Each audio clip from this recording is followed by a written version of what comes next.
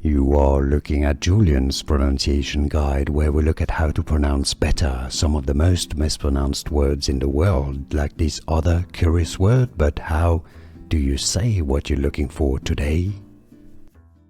Let's learn how to pronounce the name of these cookies. From Peru, in South America originally, but they've, quite famous and popular everywhere now, South America and Spain and beyond. Spanish pronunciation for those caramel cookies that sometimes use dulce de leche, alfajores. Alfa, that's easy. Jores, okay? You can replace the h sound with an h sound in English. Alfajores. Alfajores, that be your English pronunciation from Spanish or Peruvian sweets, cookies, alfajores.